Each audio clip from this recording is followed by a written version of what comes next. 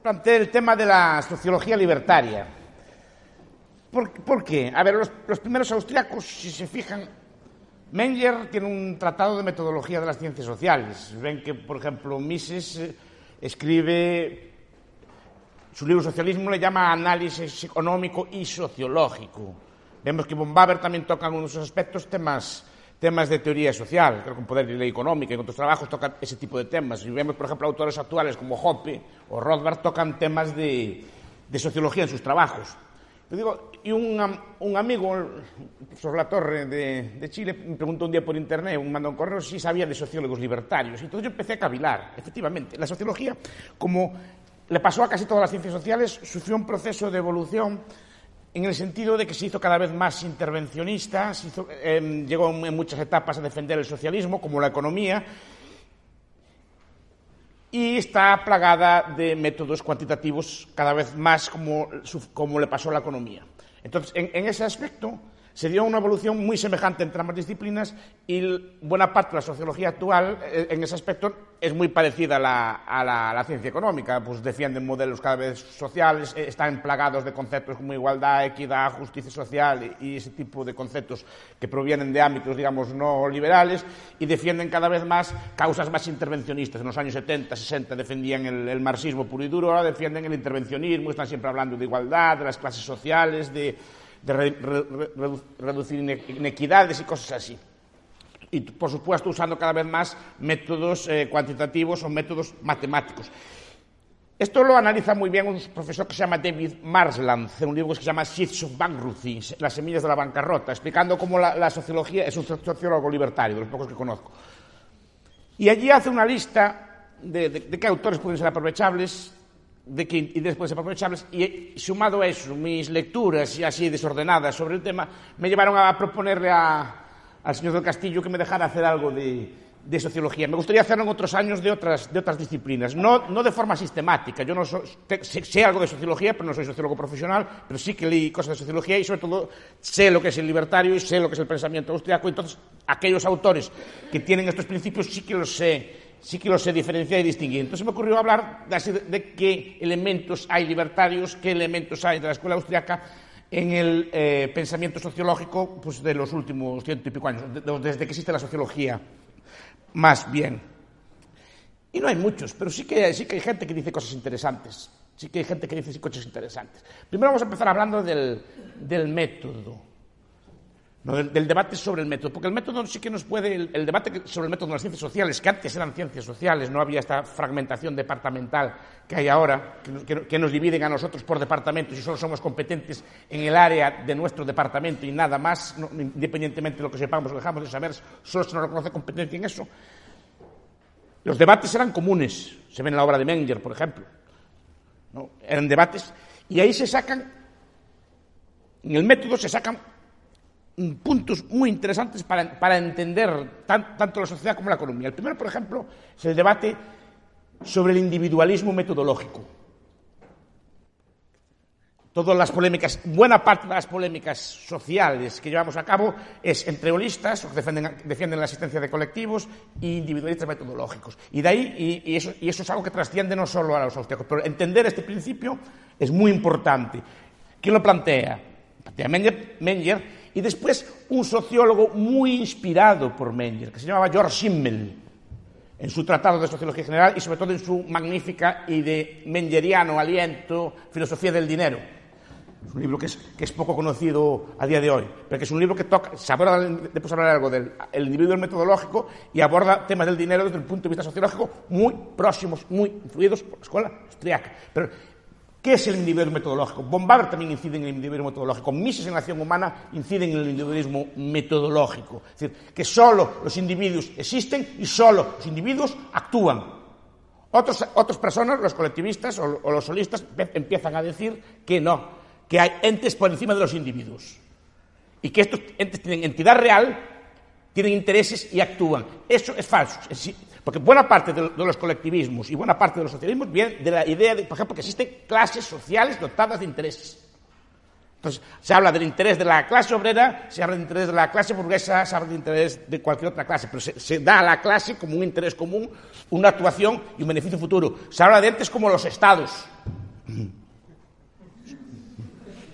No, la prueba está en que triunfaron las ideas no del individuo metodológico, sino de gente como Durkheim. La sociología, la visión de la sociedad es la durkheimiana y de sus sucesores. La idea de que, por ejemplo, se necesita una suerte de dirección social o de inteligencia social y de que hay algo que puede dirigir y que el ente tiene como un interés propio. Entonces, hablamos, por ejemplo, el marxismo habla de clases sociales y que tienen intereses.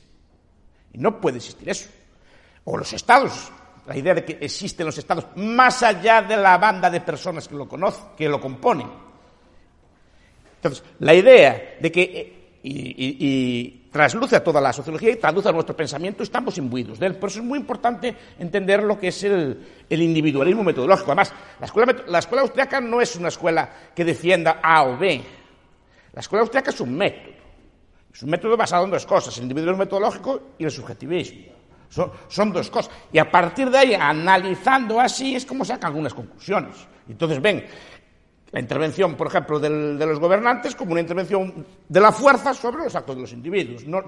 Pero ven a una persona concreta, ven a un rey, a un duque, a un marqués, a un sátrapa, a un tirano, a un zar, a cualquier califa, o como le quieren llamar al señor, con la fuerza de las armas, pero lo ven a él. Y cogiendo la renta, no ven el Estado y este tipo de cosas, así que como un ente abstracto que nos quita el dinero y nos hace bienes públicos y redistribuye cosas. No, es el bandido, lo ven allí con carne y hueso que quita. Y eso es lo que explica el individualismo metodológico. Que todos los entes sociales son individuales. Hay gente que cree que existen entes por encima de los individuos. Eso lo llaman imaginarios. Lo explicó un señor que se llama, otro sociólogo que se llama Cornelius Castoriadis, de inspiración marxista. Pero su libro es muy bueno por esto que estoy diciendo ahora. El libro se llama La institución imaginaria de la sociedad. Es decir, la idea de que los seres humanos comparten imaginarios. El imaginario del Estado es uno de ellos, el imaginario de la clase es otro de ellos, el imaginario de la nación es otro de ellos. Son imaginarios, o sea, son ideas compartidas por todas. El profesor Capella la llamaría memes, o un nombre de esos técnicos que le gusta a él, pero básicamente es un imaginario, es una idea que comparten las personas, pero no dejan de ser una idea. Si le quitan la idea a la gente, no hay. Se ve el poder en su cruda desnudez. ¿Y eso cómo se aprende? Con el individualismo metodológico, analizando la sociedad, los hechos sociales, los fenómenos, como la actuación consciente de individuos. Y eso es muy importante, porque este tipo de filosofías se abandona. La defendió también en su momento Max Weber, la defendió Schumpeter, pero hoy en día está bastante abandonada. Después, cuando hablemos de los tormentos, hablamos de esto. La idea de que, bueno, siempre hablamos, yo hablo incluso, hablamos de entes colectivos como dotados, reificados, como si fueran un ser, digamos, realmente existente que actúa. Entonces, la clase obrera actúa así, el Estado español actúa así, y el interés de España es dominar el norte de Marruecos. Se hablan ese tipo de conceptos. No. Incluso en relaciones internacionales, un señor que se llama Moon explica, no. Cuando explicaba las guerras, explicaba, no. 224.000 americanos fueron andando, entraron en otro territorio, allí saquearon, etc. Pero va explicando como individuo, no va explicando España invade a Francia.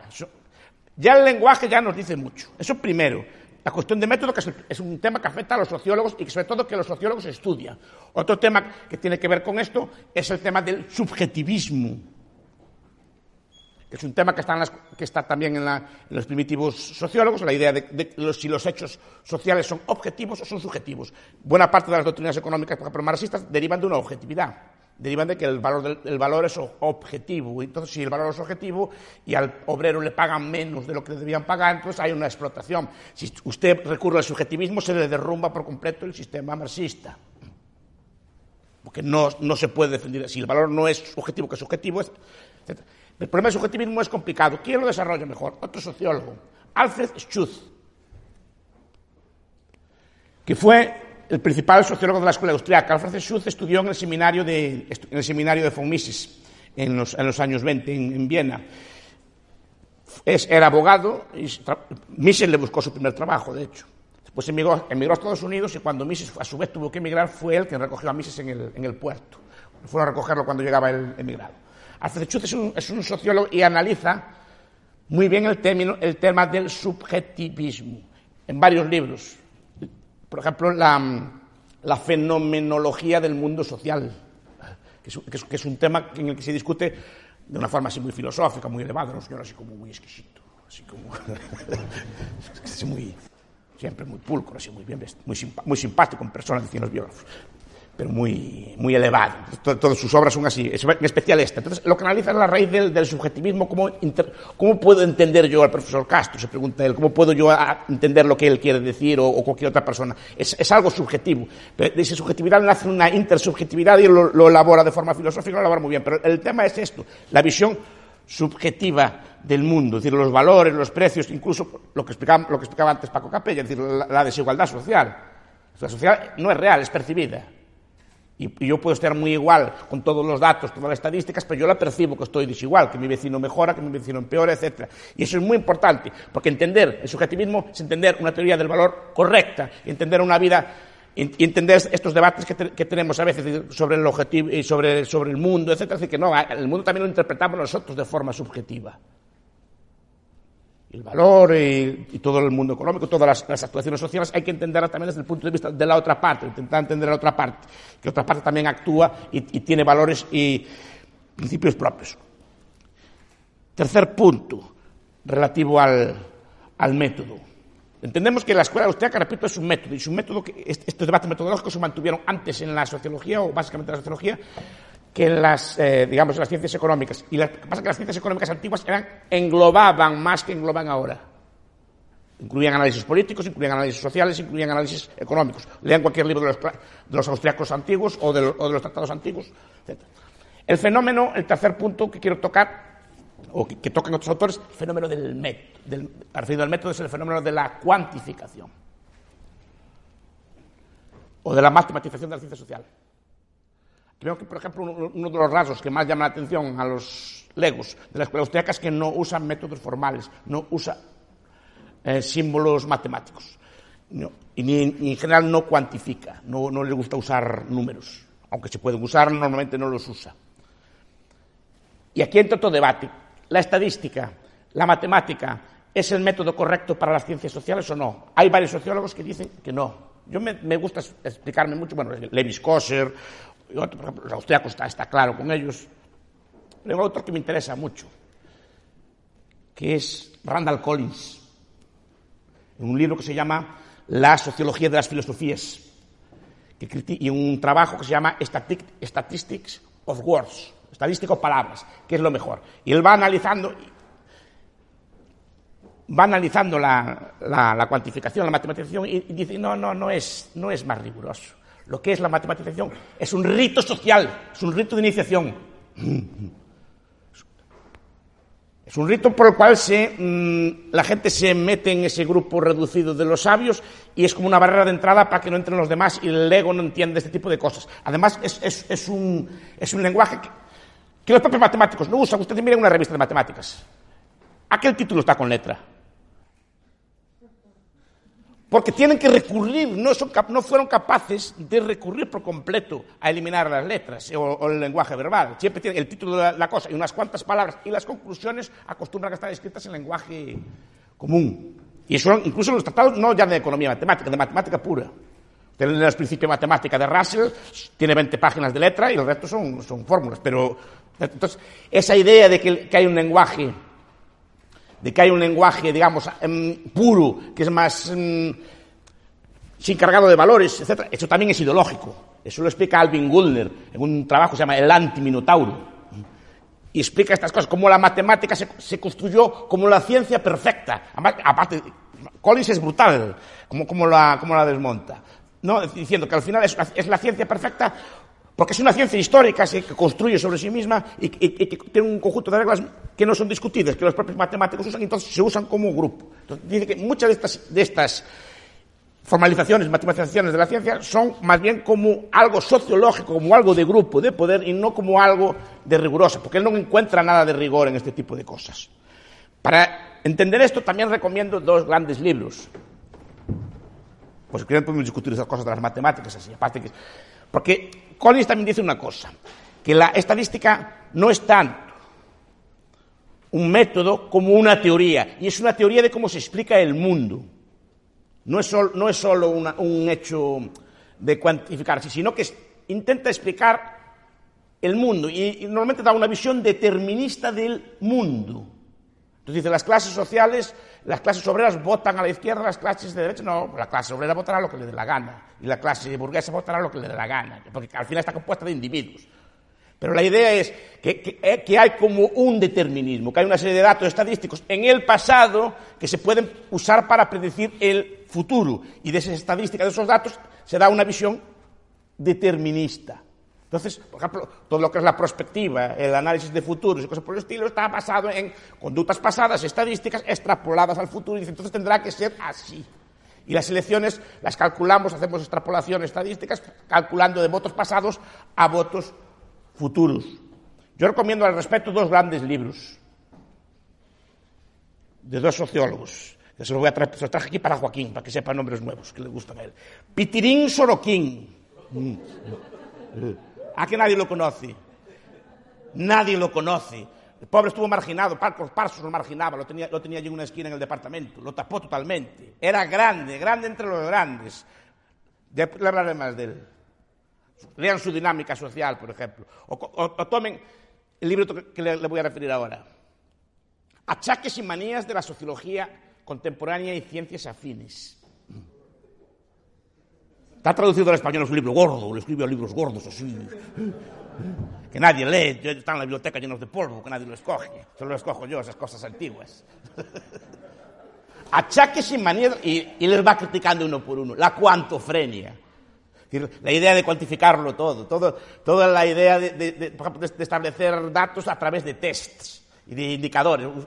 Critica el indicador tipo test con una furia enorme, es decir, que todo tiene que ser tipo test, y que su inteligencia se la miden, hay unas preguntas que le hacen y después le hacen un índice y una cosa así. Entonces se va burlando uno por uno de todos los rasgos de la sociología moderna y ciencias afines, economía, política, cosas por el estilo. Y segundo, otro nombre para Joaquín, Stanislav Andreevsky. No sé si alguien lo conoce. Las ciencias sociales como forma de brujería. Andreevsky sí que era libertario. Pitirín Sorokin era más conservador, porque después hablaré algo de él. Pero Andreevsky era libertario, militó en el Partido Libertario del Reino Unido. Fue un emigrado de guerra polaco que acabó prisionero de guerra en Inglaterra y se quedó allí a acabar la guerra. Y es un señor muy, muy interesante, todas sus obras. En especial, pero repito, las ciencias sociales como forma de brujería, que hace una sátira de todas estas ciencias modernas que nos hacen allí unos cuadros. O sea, él lo compara con los grimorios, así con los grimorios de los brujos de antes. Los brujos de antes tenían un libro sagrado, lo abrían allí y con aquel libro, con unos símbolos inescrutables, miraban el vuelo de los pájaros y las entrañas de las aves, y de ahí de aquellos libros sacaban un conjuro. El rey no debe invadir tal cosa, o no debe hacer tal cosa, sacaban el conjuro. Ahora también salen los brujos modernos, salen allí con unas cosas que nadie entiende, las ponen en las pizarras, ponen unos sumatorios, unos derivados, hacen una suma y la política monetaria tiene que incrementarse un 1% el próximo mes. Sacan allí. El grimorio del Sá, pero hace una burla. Lo que pasa es que esos libros, claro, no son libros a día de hoy, nadie los conoce, nadie los vende y no son científicos, son así. ¿Cómo decir cómo lo llaman ahora? Son pseudociencias, como lo llaman a nosotros, son así.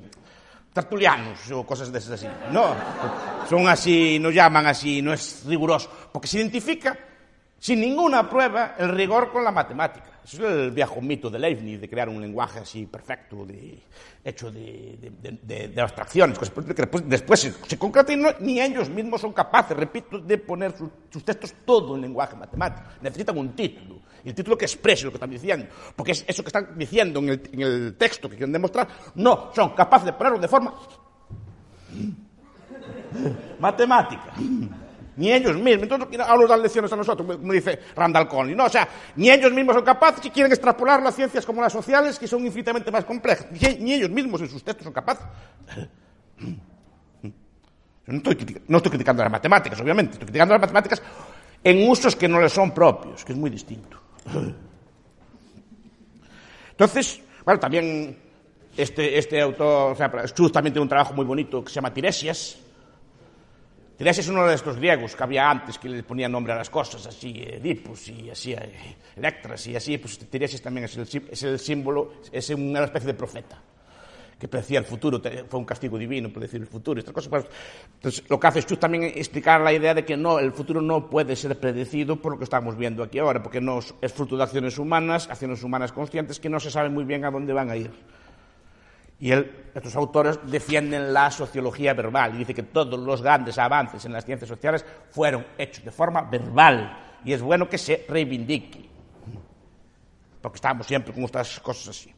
Bien, recuerden que estos dos libros, Los achaques y manías y el de las ciencias sociales con forma de brujería, están los dos traducidos, están descatalogados hace muchos años, esas cosas así están.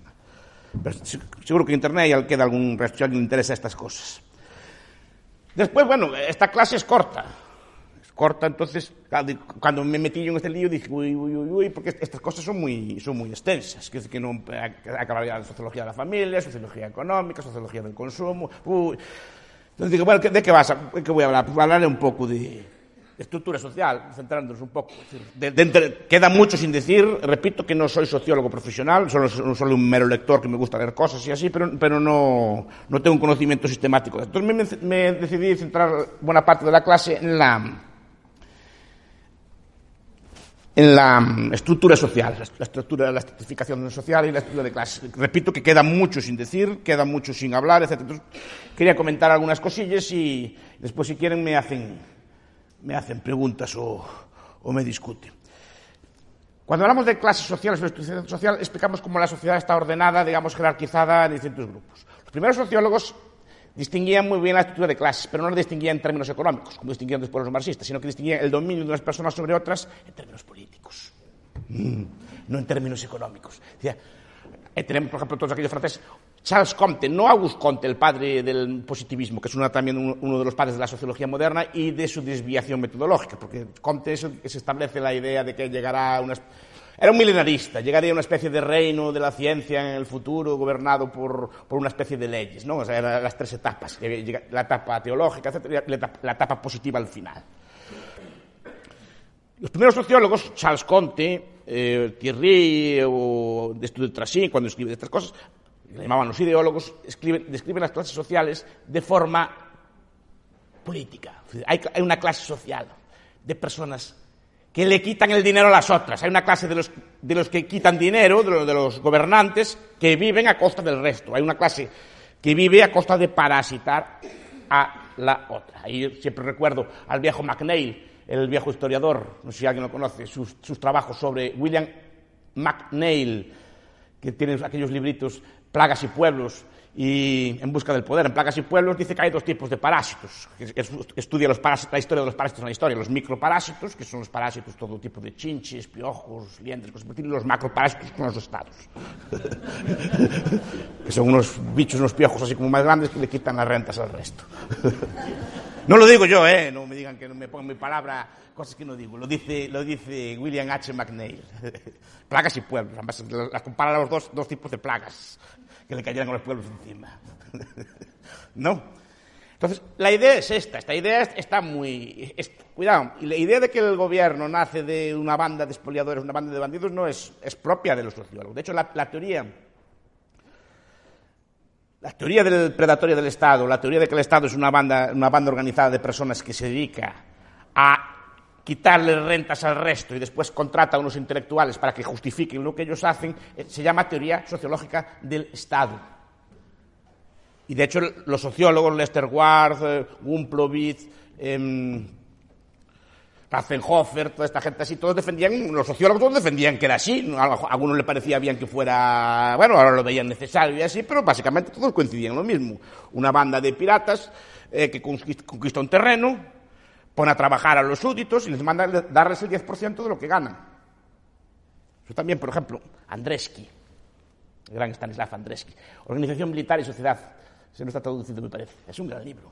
Entonces nos pinta allí. Se miraba como las tribus de pastores, así todos aquellos masáis, toda aquella gente así. Cuenta allí cómo conquistaban a pueblos de campesinos, les rompían la cabeza con porras, y después les ponían a trabajar para ellos y a darle partes del ganado y de los frutos del ganado. Y cuenta toda la historia, todo tipo de vikingos, todo tipo de... También Alexander Rousseau, en Freedom and Domination. Cuenta todo ese tipo de cosas. Claro, y se mira el origen del Estado, y los Estados básicamente como esa banda de depredadores que le dan con la cabeza, le dan con un palo en la cabeza al resto para quitar el dinero. Ahora le llamarán provisión eficiente de bienes públicos. Equitativa, así. No, pues yo, Andrés que lo explica de maravilla, el Estado es eso. No anda con muchas bromas. En su origen fue eso, ahora es más fino, usa medios de hegemonía y de coerción más distintos, etc. Pero la idea es esta, la idea de que hay una clase que domina a las otras. Y esto es una teoría sociológica, está en Oppenheimer, y está recientemente en Charles Tilly, en un libro que se llama Capital, Coerción y los Estados Europeos. Ahí lo explica muy bien, como el Estado nace de la guerra y el más bruto es el que manda, y el que gana la guerra manda a pagar tributos al que pierde. Es básicamente no es tan sofisticado así como los análisis de Samuelson o del matrimonio Musgrave, de los bienes públicos, de externalidades negativas.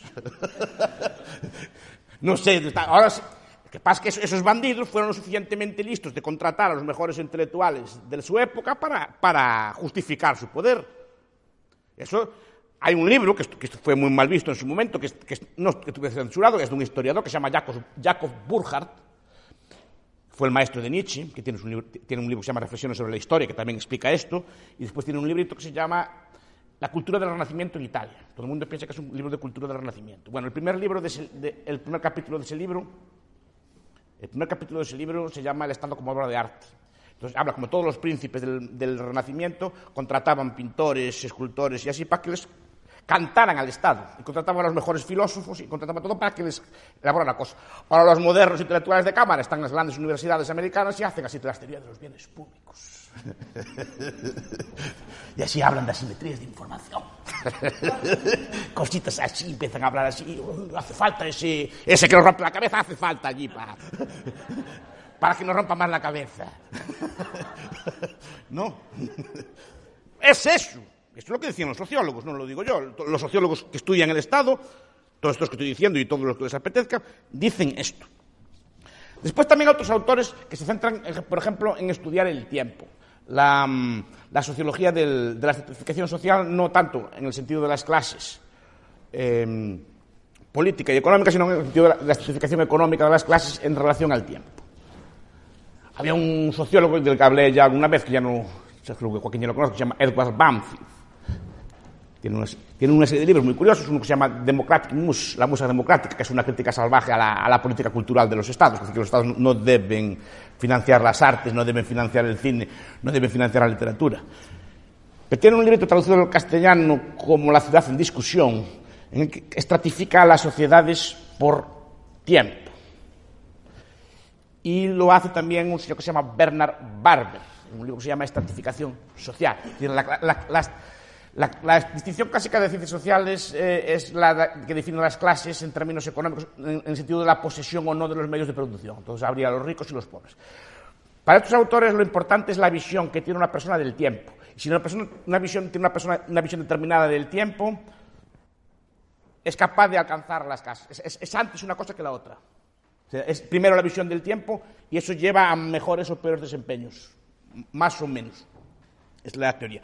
Entonces, ellos hablan del tiempo en el sentido de que hay una clase alta temporal, baja temporal y media temporal. La clase alta es la que piensa a largo plazo, muy largo plazo. La persona que es capaz de sacrificar el consumo presente por tener consumo futuro. La persona que es capaz de sacrificar el placer presente por placer futuro. Esas son las grandes personalidades, las personas que dan su dinero para crear una universidad, o los grandes héroes que dan incluso su vida por la humanidad. Son las personas que piensan a muy largo plazo. Las personas medias pues son las que piensan en su vejez, en sus hijos, en ese tipo de cosas. Y las personas de clase baja son las que, así como entra el dinero, lo gastan o incluso consumen su capital. Es la idea vieja de Cristo ganado, Cristo papado, que decían en mi zona.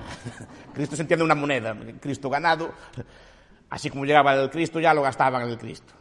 No. Y no solo lo gastaban, a veces consumían su capital. Miren al borracho, miren al drogado, al vicioso. Es decir, ven que incluso consume su propio cuerpo. Y entonces ven ustedes a personas jóvenes de 25, 30 años amarillos, sin dientes, chupados. porque el placer a tan corto plazo, querer placer a tan corto plazo, satisfacer a tan corto plazo, les lleva a incluso sacrificar su propio capital corporal. Esto es el caso bajo de estratificación social. Bien, según una visión que tengamos del tiempo, dice Banfield era un señor muy de derecha. Sus estudiantes así revolucionarios quisieron tirarlo por la ventana una vez en una huelga, porque él era así muy conservador, y además era así. Entonces, esta idea, que también están unos antropólogos, la idea de sacrificar el tiempo, sacrificar el placer, sacrificar el consumo por tener más. Y entonces dice, las personas que son capaces de hacer eso capitalizan sus vidas, tienen mejores recursos, tienen mejores rentas y al final acaban derivando en que son también más ricas económicamente. Y al revés, una persona de clase alta que consuma y queme su capital, conozco algunos casos, consuma enormes fortunas, acaba al final transformándose en una clase baja, y una persona de clase baja temporal acaba transformándose en clase alta. Esta es la idea de ellos, estratificar la sociedad por el tiempo. Y aquí es donde entra, por ejemplo, otro libro de Sorokin, de Pitirin Sorokin, que es un libro muy políticamente incorrecto, porque ya dije que iba a ser así un poco paleoconservador. Se llama La Revolución Sexual Norteamericana, porque entra en un tema que seguramente nunca analizaron aquí. Él no está, obviamente, en contra de la liberación sexual ni nada así por el estilo, no está en contra. Tampoco está a favor de que se promueva, que es muy distinto. Dice que el Estado no debe meterse en la vida sexual de la gente, ni a favor ni en contra. No se debe meter ni a reprimir, pero tampoco a promover. La sexualidad es cosa de cada uno y es subjetiva. Lo que hace él es analizar las consecuencias. Repito, no entra a prohibir ni decir que estas cosas están bien ni cosas están mal, eso no es su función. Él analiza las consecuencias temporales de la revolución sexual, que es muy distinto. No entra en cuestiones morales, si es bueno, si es malo, sino la modernidad. La gente moderna que ahora se junta unos con los otros, viven amontonados unos encima de los otros y estas cosas así. Cambian de pareja, se juntan, se desjuntan. Repito, moralmente o éticamente un liberal no tiene nada que objetar. Ahora, lo que explica él es, amigos, tiene consecuencias. Tiene consecuencias a nivel de tiempo, en el sentido que las personas ahora invierten menos en sus parejas. No son capaces de invertir. Las personas de antes estaban dispuestas a invertir tiempo. Recuerdo los tiempos de mis abuelos que me decían, es que yo me fui con mi marido a Argentina y se marchaban los dos. Pero es que mis alumnos rompen por irse de Erasmus o por cosas mucho menores. Es decir,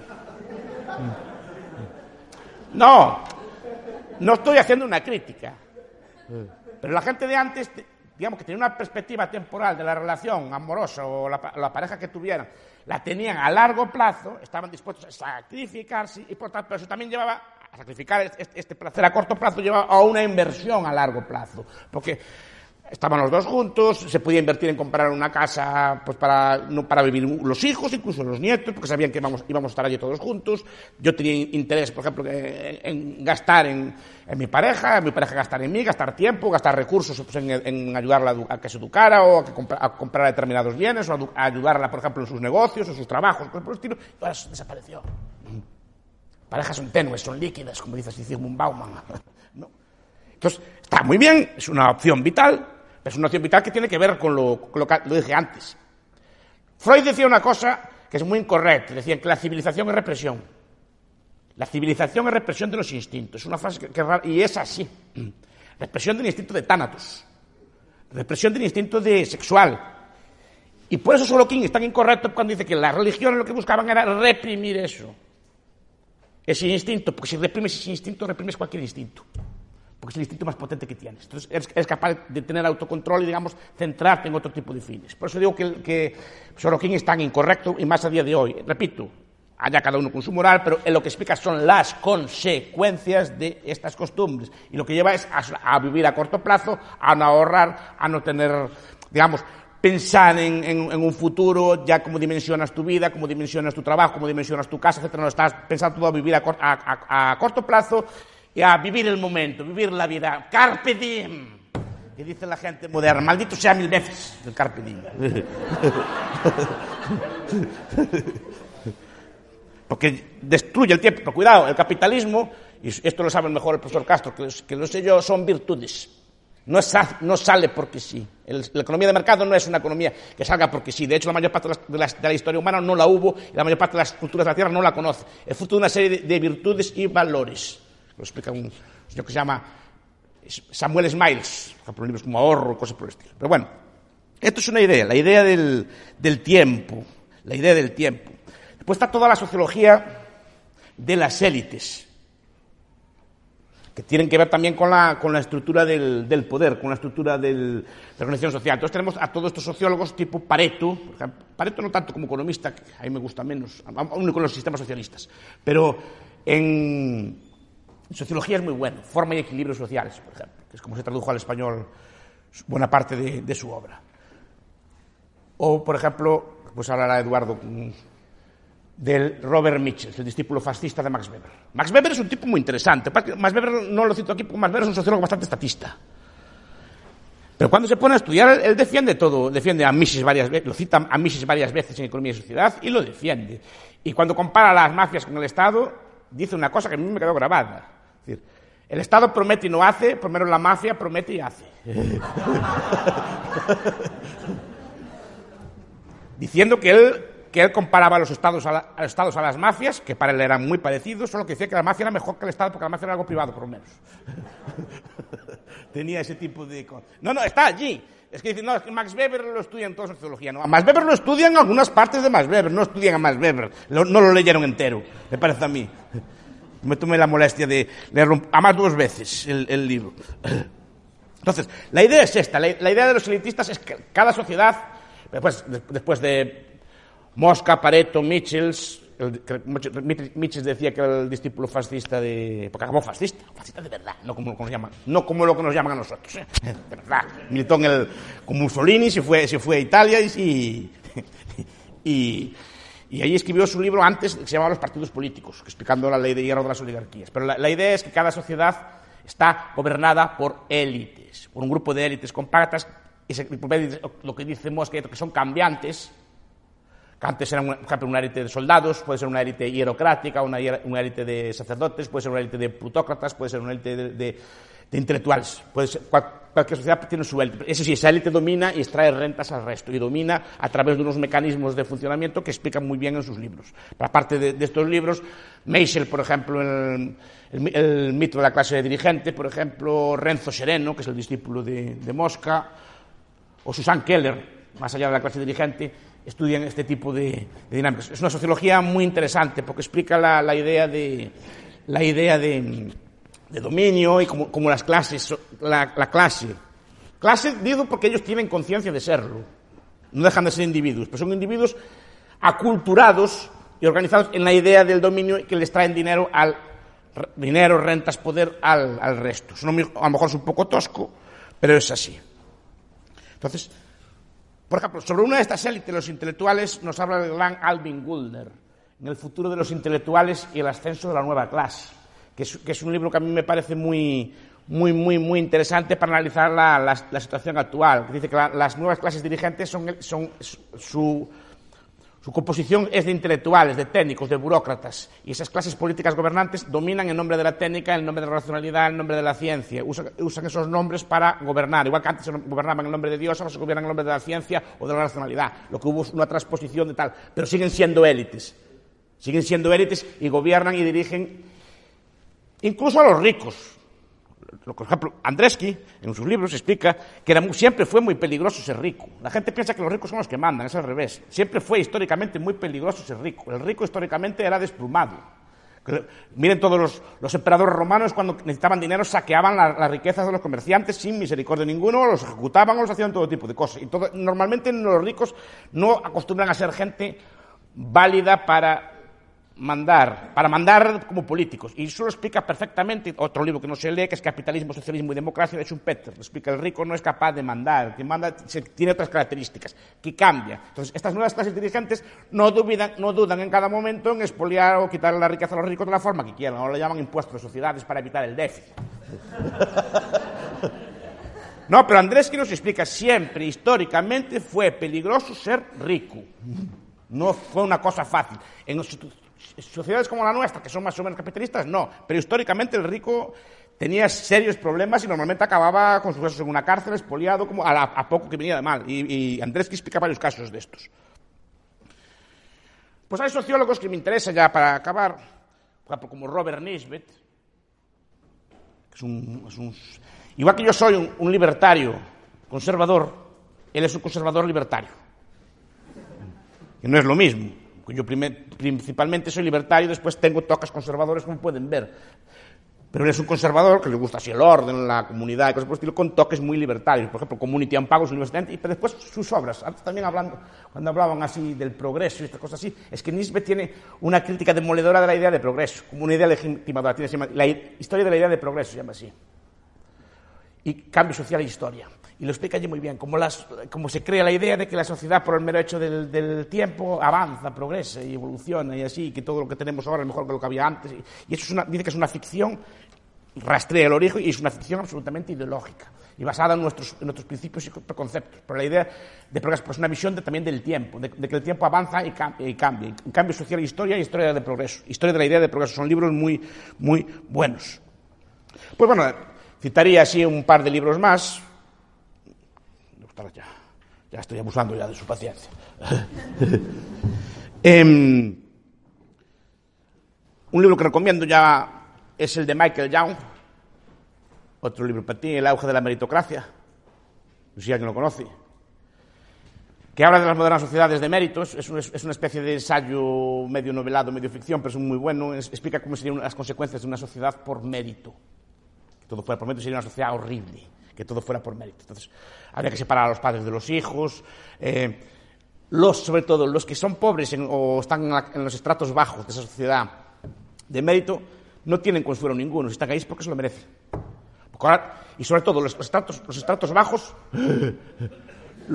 los estratos bajos quedan indefensos. Toda sociedad moderna, efectivamente, hay gente capaz, en cualquier estrato, en cualquier barrio, gente capaz que no pudo estudiar, pero que está en su barrio. Esas personas son las que dinamizan los barrios, que lo levantan, que sirven de referentes morales y que sirven así.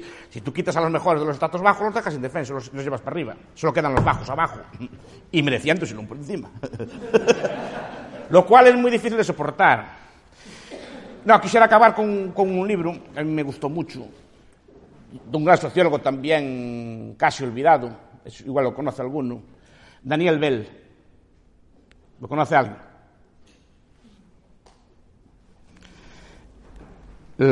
Fue muy famoso porque decían por Gonzalo Fernández de la Mora en su momento. Tiene una serie de libros, el advenimiento de la sociedad postindustrial, por ejemplo, El fin de las ideologías, que es un libro más célebre, pero tiene un librito, está traducido al español, Las contradicciones culturales del capitalismo. Tú lo conoces. Y me gusta mucho ese libro. ¿Saben por qué? Porque dicen que el capitalismo engendra la semilla de su propia destrucción.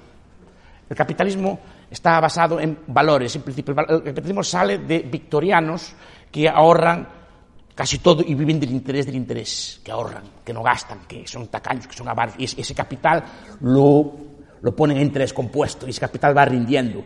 Así fue la revolución industrial. Es decir, se generó a través del ahorro, de la frugalidad, del gasto, de estas costumbres que habla Sorokin, de estabilidad familiar, etcétera, etcétera, generaron una serie de capitales que, invertidos por medios capitalistas, por bolsas de valores, por sistemas de seguros, por todo tipo de instituciones monetarias, etcétera, permitieron capitalizar la sociedad y que tengamos esta riqueza. Esas virtudes generaron nuestra riqueza y esa riqueza nuestra va a degenerar en el fin del capitalismo. Pues claro, efectivamente, nuestros abuelos ahorraban, no gastaban, tal. Ahora veo a la juventud jugando con el Pokémon Go. Perdiendo la mañana a jugar con el Pokémon Go. Y hay libertarios que lo defienden aún. No sé si estará por ahí presente. Algún libertario por ahí defiende ese tipo de cosas. Que sí, que a ver si me explico. Los libertarios es que la gente juegue y se divierta. Pero el esquema es que se genera unas costumbres, precisamente derivadas de la propia... Es la tesis de Bell. Eso sí que en parte la comparto. Se genera una serie de costumbres derivadas de la opulencia que llevan a que nosotros no tengamos las virtudes que dieron lugar al capitalismo. Por ejemplo, antes hablaba de estas cosas de las relaciones personales o así, también todas estas cosas del juego, de estar todo el día jugando, o todo el día disfrutando, todo el día yéndose de vacaciones, todo el día pidiendo que estoy gastando más. Se genera una cultura de opulencia, de tal forma que, como antes se apuntaba también, no hay esfuerzo, Nada nos cuesta nada, como bien decía el profesor Castro, pero ese nada nos cuesta nada, no trabajamos, no somos capaces de sufrir, no somos sufridos, por tanto, nadie ahorra, las tasas de ahorro descienden, la capitalización desciende y eso mata al capitalismo. Esa es la idea que plantea Bell. Pues hagámosle caso, por lo menos leamos a algunos de nuestros autores y espero que haberle sido de alguna utilidad. Muchas gracias.